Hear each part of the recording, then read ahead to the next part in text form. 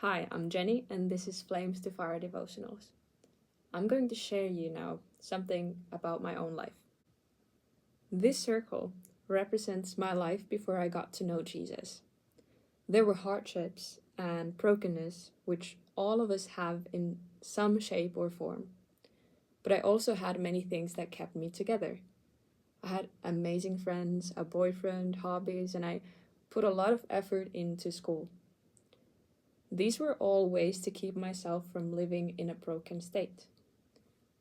But all of these things can let us down, and that was true for me too.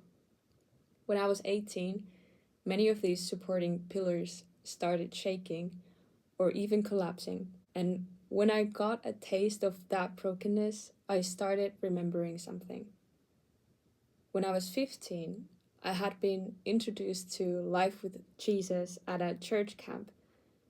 I remembered the joy and peace I had felt after reading the Bible and listening to a hymn. And I realized that I missed his presence in my life.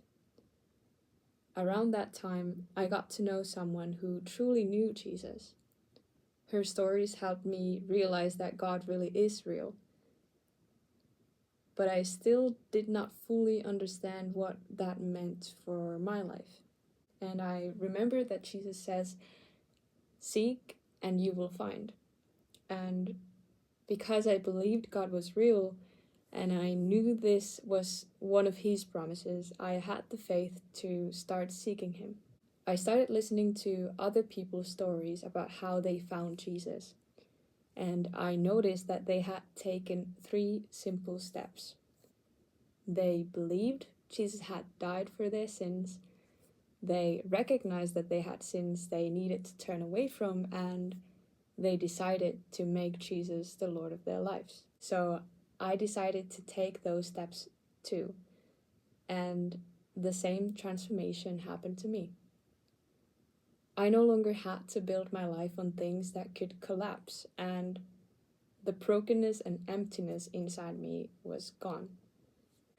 I realized that the most important thing I can do with my life is to live in close unity with him, and everything else is secondary. But also in that way, everything else will fall into place. As Jesus says, "Seek first the kingdom of God and his righteousness, and all these other things, all these practical needs in life will be added to you." God is a good father, and he's the source of everything good. Why would we not trust him with our future?